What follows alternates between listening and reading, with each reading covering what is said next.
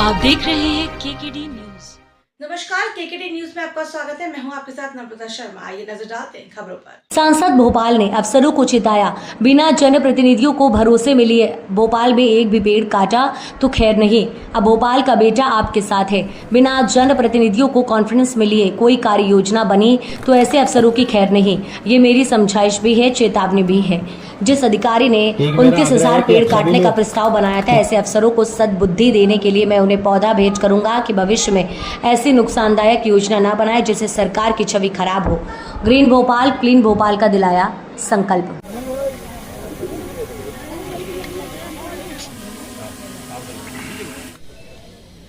देखिए, हमारा ये भोपाल है। भोपाल में हमारा जन्म हुआ है। मध्य प्रदेश की राजधानी भोपाल में है। कई बार देखने में ये आ रहा है कि अधिकारी लोग विकास के नाम पे, डेवलपमेंट के नाम के ऊपर कुछ तो भी प्रस्ताव बना देते हैं और उसमें जनप्रतिनिधियों से नहीं पूछते, कभी पार्षदों से नहीं पूछते, कभी विधायकों से नहीं पूछते, कभी महापौर से नहीं पूछते, कभी सांसदों से नहीं पूछते और प्रस्ताव बढ़ा देते हैं। और उस प्रस्ताव के अंदर कई प्रकार के वृक्ष होते हैं, वो काटने का प्रावधान होता है। उससे कहीं ना कहीं सरकार की भी छवि खराब होती है, जनप्रतिनिधियों की भी छवि खराब होती है। अब भोपाल का बेटा भोपाल का सांसद बन गया है। ये भोपाल मेरी जन्मभूमि भी है, कर्मभूमि भी है। मैं सभी अधिकारियों से यही कहना चाहता हूँ कि भविष्य के अंदर भोपाल में कि डेवलपमेंट का जो भी प्रस्ताव बना है उसमें वृक्ष नहीं कटें, पेड़ नहीं कटें। मैं किसी भी कीमत में भोपाल में हजारों वर्षों, सैकड़ों वर्षों पुराने पेड़ लगे, उनको काट कर भोपाल का डेवलपमेंट नहीं करने देंगे।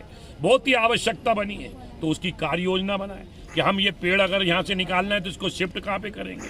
परंतु हमारा भोपाल स्वच्छ भोपाल रहे, हमारा भोपाल ग्रीन भोपाल बने, इस दिशा में काम करेंगे। सरकार भी हमारी है, प्रशासन भी हमारा है, अधिकारी भी हमारे हैं। पर मैं अधिकारियों से यही निवेदन करना चाहता हूं, आए, आप भी हमारे अंग हैं, हम भी आपके हैं। सब लोग मिलजुल कर भोपाल को ग्रीन भोपाल बनने दें।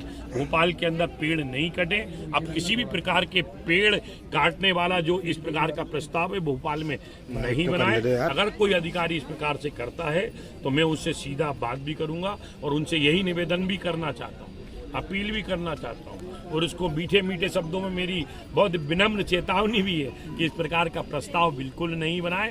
हर हालत में हमने हमारे भोपाल को स्वच्छता में दूसरे नंबर पे लाए, हम एक नंबर पे लाने के लिए काम कर रहे हैं। देश की सबसे स्वच्छतम राजधानी का अवार्ड राष्ट्रपति महामहिम जी ने भोपाल को दिया है। प्रधानमंत्री जी ने 2 बार भोपाल का सम्मान किया है। मैं चाहता हूं कि आने वाले समय में प्रधानमंत्री जी ने जो एक पेड़ मां के नाम पे लगाने का जो आह्वान किया है, भोपाल की जनता जनार्दन उसमें बढ़ चढ़कर हिस्सा लेगी। मां और प्रकृति का निस्वार्थ रूप से प्रेम का प्रतीक और उसका संबंध है। हम सभी लोग मिलजुल कर हमारे भोपाल को ग्रीन भोपाल और क्लीन भोपाल बनाएंगे। आएंगे 2 मिनट में।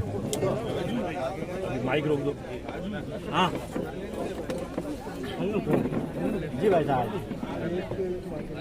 देश के यशस्वी प्रधानमंत्री आदरणीय नरेंद्र मोदी जी ने सभी देशवासियों से एक पेड़ अपनी मां के नाम लगाने का आह्वान किया है। उस तारतम्य में आज मैं पुराने भोपाल के ईदगाह हिल क्षेत्र में कैंसर अस्पताल है, इसके प्रांगण में अपनी पूज्य माता जी के साथ एक पेड़ मां के नाम लगाने के लिए यहाँ आया हूँ। वृक्षों का, पेड़ों का हमारे जीवन में बड़ा महत्व, पर्यावरण का हमारे जीवन में बड़ा महत्व। पेड़ से, वृक्षों से कहीं ना कहीं हमको प्राणवायु मिलती है। इसलिए जिस प्रकार से हमारे शरीर में अपनी आत्मा है, इसी प्रकार से पौधे और वृक्षों के अंदर भी आत्मा होती है। सभी भोपाल वासियों से, सभी समाज से, सभी सोसाइटी से आज धर्म गुरुओं की उपस्थिति में मैंने आह्वान किया है कि अपना जन्मदिन हो, अपनी शादी की सालगिरह हो या अपनी माँ का जन्मदिन हो, एक पेड़ अपनी माँ के नाम के ऊपर जरूर लगाएं। क्योंकि हमने हमारे भोपाल को स्वच्छता अभियान में देश में दूसरे नंबर पर लाए, देश की सबसे स्वच्छतम राजधानी बनाया। अब सभी भोपालवासी ये संकल्प लेते हैं कि आने वाले समय में पूरे भोपाल में भारतीय जनता पार्टी की सरकार डॉक्टर मोहन यादव जी के नेतृत्व में पूरे भोपाल में एक पेड़ माँ के नाम का अभियान चलाएगी। मेरा सभी भोपाल वासियों से निवेदन है कि एक पेड़ माँ के नाम कार्यक्रम में बढ़ चढ़कर हिस्सा लें। अगर हमारी माँ है, पूज्य माता जी को लेके आएं, उनके हाथ से पौधा लगाएं। पौधा ही नहीं लगाएं, केवल उसका लालन पालन पोषण भी करें, क्योंकि पौधे कहीं ना कहीं जब पेड़ बनते हैं, वृक्ष बनते हैं, तो वो हमको फल भी देते हैं और हमको छाया भी देते हैं। इसलिए हम सभी लोग आज संकल्प लेते हैं कि आने वाले समय में खबरों में बने रहने के लिए देखते रहिए केकेडी न्यूज।